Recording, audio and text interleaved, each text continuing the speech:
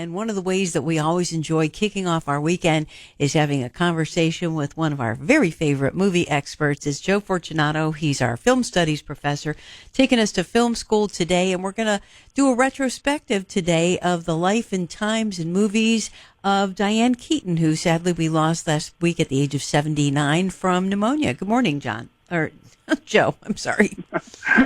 Good morning, Joan. I mean, Jeanne. Yeah, there you go.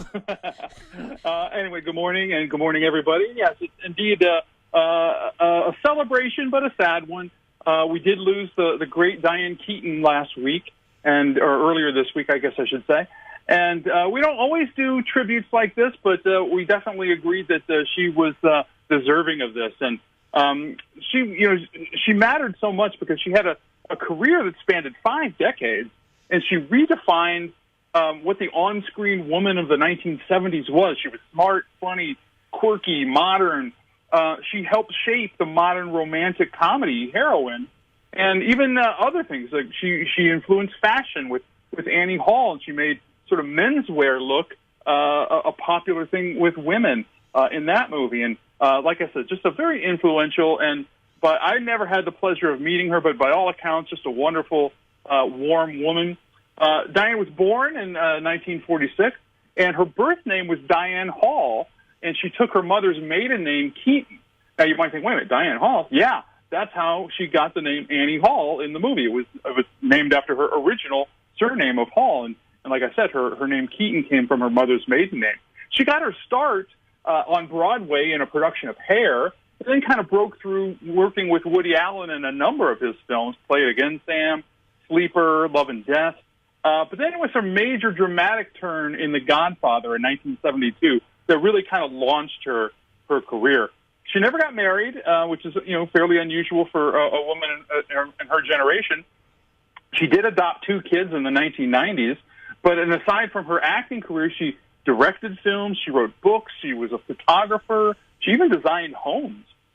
And she had so many honors, and she won an Oscar for Annie Hall. She won the AFI Lifetime Achievement Award. Those are pretty rare. And she was a Kennedy Center honoree. So all across the board, everyone around the film world and even beyond that are mourning this loss. And I kind of wanted to go over a handful of what I think are her essential films. And I'm sure we're going to leave some off that people say, oh, what about this one? What about this one?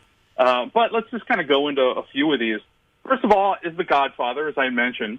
And in this film, Francis Ford Coppola cast her because he wanted someone who felt like an outsider to the mob, and she was definitely that in the character of Kay Adams. And she also provides sort of the audience's moral viewpoint in that film as well.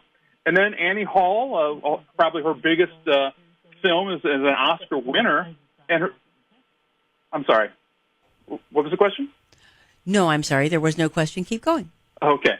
In Annie Hall, her character I mentioned was named after her real name of Diane Hall, and she wore her own clothes. That's what launched the Annie Hall fashion craze.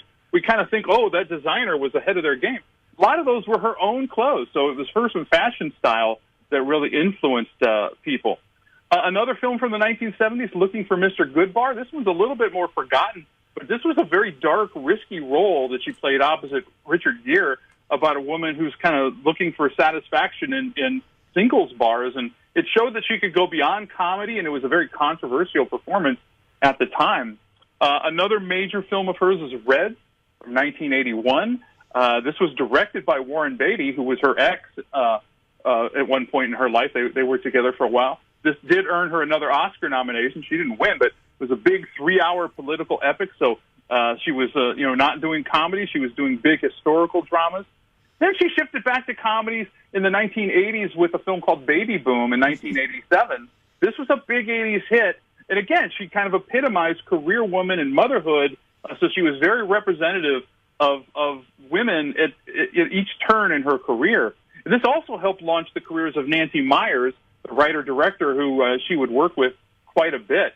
Another very popular comedy of hers moving into the 90s is Father of the Bride. And this introduced her to a whole new generation. She was paired with Steve Martin in a remake of the original Spencer Tracy movie, but a very popular film. And then probably another film that sort of epitomized her later part of her career is Something's Gotta Give in 2003, where she starred opposite Jack Nicholson. This was a romantic lead at the age of 57, which was pretty rare at the time.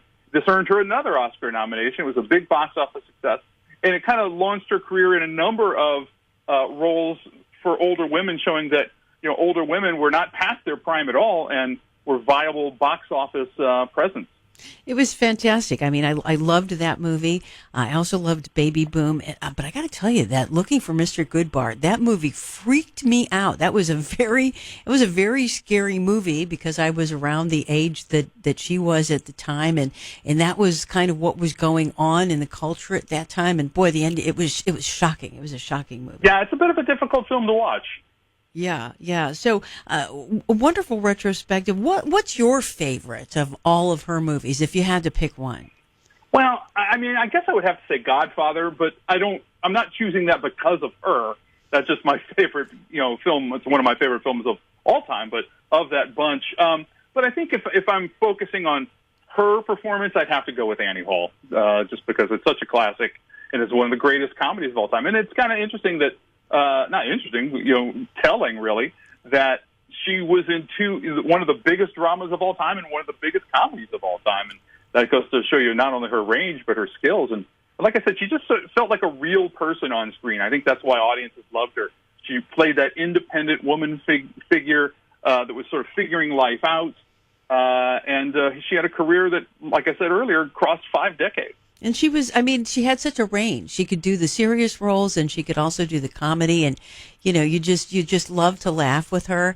And she had that style. She was always wearing that hat and those wide belts and so on. Mm-hmm. And even I've seen a lot of clips recently. A lot of, talk shows have been putting, old clips on YouTube of her performances and or visits to various talk shows. And even in recent years, she was very much a style maven. She was very stylish when she would come on those shows. And she didn't really, like I said, she didn't really fit a mold. I mean, on one hand, you could sort of easily say, oh, we want a Diane Keaton type, and I think people kind of know what that means.